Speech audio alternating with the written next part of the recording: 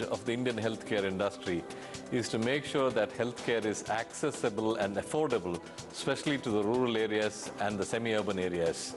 And that, if we can accomplish, we would be the #1 country in healthcare in this world. So I think the healthcare awards are a great motivation for the people in the healthcare industry to do more for the citizens of this country. ICICI Lombard Health Insurance and CNBC TV18 present the India Healthcare Awards 2013.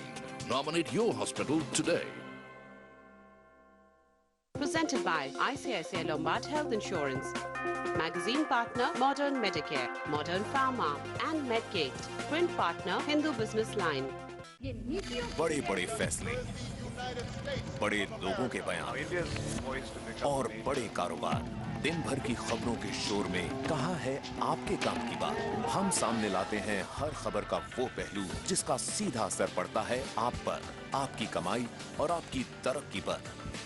आवाज eight 9 सिर्फ CNBC आवाज पर।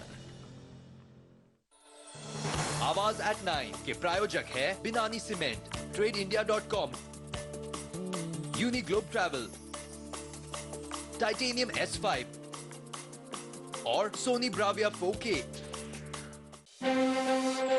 ये है TV18 और आप देख रहे हैं CNBC आवाज। सरकार का काम है लोगों को वेलफेयर देना, रोजी रोटी देना, मगर हमारे केस में तो उल्टा हुआ है। हमारी रोजी रोटी छीन गई है। ये बहुत बड़े अफसोस की बात है। देखिए केरोसिन विक्रेताओं की दर्द भरी कहानी। एक वक्त ऐसा भी था जब बिजली की सुविधा शहरों में ही उपलब्ध थी। उन दिनों भारत के दूर दराज के हजारों गांवों में दिन ढलने के बाद रोशनी का एक विकल्प था, लालटेन, जो जलता था मिट्टी के तेल यानी केरोसिन से। पेट्रोल और डीजल से भी पहले भारत में उपलब्ध ईंधन अगर कोई था तो वो था केरोसिन। केरोसिन पिछले 125 सालों से भारत के अनगिनत परिवारों का हिस्सा रहा है। भारत की अनगिनत महिलाओं को जिसने फूकनी से निजात दिलवाई वो चीज है मिट्टी का तेल यानी केरोसिन। बारिश के मौसम में गीली लकड़ियों से होने वाली परेशानियों का एक आसान सा हल रहा है केरोसिन।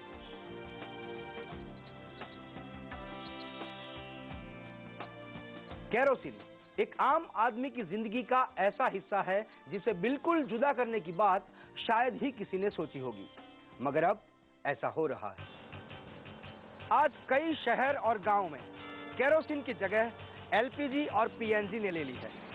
हम सब जानते और मानते भी हैं कि परिवर्तन संसार का नियम है और परिवर्तन से मुंह फेर लेना समझदारी नहीं मानी जाती। आज बिजली ने घरों को रोशन कर दिया है तो LPG और PNG ने रसोई को आसान। घर बैठे मिल रही इन सुविधाओं से लोग खुश भी हैं, मगर हजारों लाखों लोग ऐसे भी हैं जो सरकार की कुछ नीतियों से नाखुश हैं। ये वो लोग हैं जो पिछले 125 सालों से पूरे भारत में लोगों तक मिट्टी का तेल पहुंचाने के सरकारी तंत्र का हिस्सा रहे हैं। जो लोग करोड़ों लोगों की जिंदगी में रोशनी का जरिया रहे हैं, आज उनकी खुद की जिंदगी में अंधेरा छा रहा है।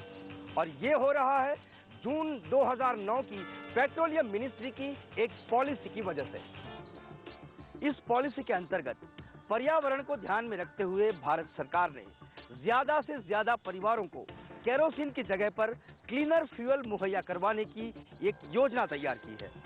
इस पॉलिसी के अमलीकरण के अंतर्गत पेट्रोलियम मिनिस्ट्री ने सन 2011 में केरोसिन डीलर्स को मिलने वाले केरोसिन कोटा में अचानक ही 10% जितनी बड़ी कटौती कर दी। केरोसिन कोटा में ऐसी कटौती के कारण कई केरोसिन विक्रेता कड़ी मुश्किलों का सामना कर रहे हैं। केरोसिन कोटा में 10% जितनी बड़ी कटौती केरोसिन डीलर्स के लिए जले पे नमक छिड़कने जैसी बात है, क्योंकि सरकार वैसे भी सन 2001 से केरोसिन कोटा में लगातार कटौती करती आई है। पेट्रोलियम मिनिस्ट्री ने सन 2001 से 2013 तक केरोसिन कोटा में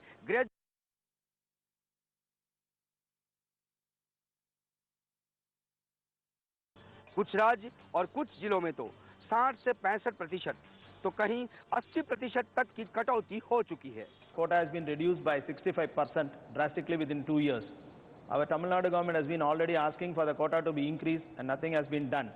Our dealers are put into a lot of difficulties and they are below than doing 36 KL per month.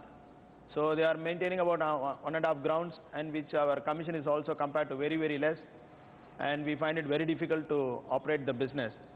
Bharat के दूसरे राज्यों के केरोसिन विक्रेताओं की हालत भी तमिलनाडु के केरोसिन विक्रेताओं जैसी ही है। मैं पंजाब के बारे में और कुछ ऐसी स्टेटें हैं जहां जैसे दिल्ली है केरोसिन फ्री हो गई है, पंजाब में भी स्लो एंड स्टडीली अभी कुछ एरियाज़ में 80% कट लग चुका है, तो वहाँ वायबिलिटी नॉर्म्स बिल्कुल नहीं हैं। और जो हमारे साथ परिवार जुड़े हुए हैं और जो डिस्ट्रीब्यूशन के साथ परिवार जुड़े हुए हैं, जिसमें लेबरर्स भी आते हैं, टैंक लॉरी ड्राइवर्स भी आते हैं, वो सब बेकार हो चुके हैं और हमारे लिए सर्वाइवल उतनी ही मुश्किल दिन ब दिन हो रही है। तो हम ये रिक्वेस्ट करते हैं कि आप गवर्नमेंट ऑफ इंडिया और जो स्टेट गवर्नमेंट्स भी हैं वो भी हमें रिहेबिलिटेशन के लिए उसी तरह करें, क्योंकि एलपीजी आने वाले समय में एलपीजी ही होगी, तो हम भी एलपीजी का वितरण जो है उस हिसाब से कर सकते हैं। केरोसिन कोटा में कहीं 65% तो कहीं 80% कटौती के कारण कई विक्रेताओं का बिजनेस ना के बराबर हो गया है और दिल्ली के विक्रेता तो ऑलरेडी बेरोजगार हो चुके हैं। पेट्रोलियम मिनिस्ट्री ने विजन 2009 के अंदर 2015 तक पूरे भारत से केरोसिन को बंद करके उसकी जगह एलपीजी में कंज्यूमर को स्विच ओवर करने के लिए प्लानिंग बनाई। उस स्कीम के अंतर्गत दिल्ली में पेट्रोलियम मिनिस्ट्री ने जुलाई 2011 में 80% कोटे कम कर दिए, जिसकी वजह से दिल्ली का जो कंज्यूमर है 20% में दिल्ली सरकार ने सोचा कि ये डिस्ट्रीब्यूशन फेल हो जाएगा। उसने वो 20% भी सरेंडर करके ये बोला कि हमें दिल्ली को केरोसिन फ्री बनाना है, आप पेट्रोलियम मिनिस्ट्री वाले हमें एलपीजी के कनेक्शन दीजिए। टोटल हमारे पास कंज्यूमर बीपीएल, एवाई या जेआरसी के 3,56,000 हमारे कंज्यूमर है, 3,56,000 कनेक्शन मांगे और इस 1 अगस्त से दिल्ली टोटली केरोसिन फ्री हो गई है और दिल्ली में एलपीजी कनेक्शन में वो कन्वर्ट हो गया, जिसकी वजह से हमारा केरोसिन से जुड़े हुए जितने भी डीलर और उसके साथ एसोसिएट जितने भी बंदे हैं, तकरीबन 1 लाख लोग वो बेरोजगार हो गए हैं। भारत में केरोसिन डीलर्स की कुल संख्या है 6,600। उनमें से 2,000 डीलर्स की हालत काफी हद तक नाजुक हो गई है। उन्हें तो ऐसा ही लग रहा है कि वो लोग एक डूबती नैया में सवार है। अपने साथ जुड़े लोगों के भविष्य को लेकर परेशान कुछ विक्रेता सरकार से कुछ हद तक नाराज भी हैं। ये सरदार पटेल जी, नेहरू जी और गांधी जी ये फाउंडेशन है ये देश के, और आज ये देश में ये सब क्या हो रहा है, कुछ हमें समझ में नहीं आ रहा है। न तो कोई सुन रहा है, न तो हमें कोई बचा रहा है, न कोई हमारे साथ है। सरकार का काम है लोगों को वेलफेयर देना, रोजी रोटी देना, मगर हमारे केस में तो उल्टा हुआ है, हमारी रोजी रोटी छीन गई है। ये बहुत बड़े अफसोस की बात है। हमारी बात ये रखने के लिए हम पेट्रोलियम मंत्रालय शास्त्री भवन में जाते हैं। शास्त्री भवन तो बहुत अच्छा नाम है, मगर हमारे लिए तो आज शास्त्री भवन के बदले आश्वासन भवन हो गया है। वहाँ आश्वासन के अलावा हमें कुछ मिलता ही नहीं है। तो अभी तो हम सब लोग को ये कहते हैं कि हम आश्वासन भवन जा रहे हैं, शास्त्री भवन का हम नाम ही भूल गए हैं। आमतौर पर ऐसा होता है कि वक्त के चलते और जनसंख्या के बढ़ने के कारण किसी भी बिजनेस का विकास होता है, मगर केरोसिन बिजनेस में उल्टा हो रहा है। सन 1997 में भारत की जनसंख्या 78 करोड़ 37,30,000 थी। तब भारत में केरोसिन का per month Kota 110 crore litre था और सन 2013 में भारत की जनसंख्या बढ़कर 125 करोड़ हो गई है, मगर केरोसिन का कोटा घटकर 80 करोड़ लीटर हो गया है।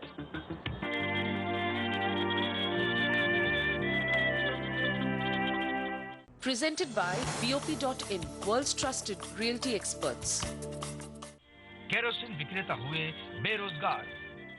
देश की जनसंख्या में 47 करोड़ की बढ़ोतरी हुई, मगर केरोसिन कोटा में 30 करोड़ लीटर की कटौती। अपनी इस परेशानी से निजात पाने के लिए केरोसिन डीलर्स क्या कर सकते हैं, क्या हो सकता है, क्या करना चाहिए, ये तय करने के लिए all India kerosene dealers federation की हाल ही में एक मीटिंग हुई।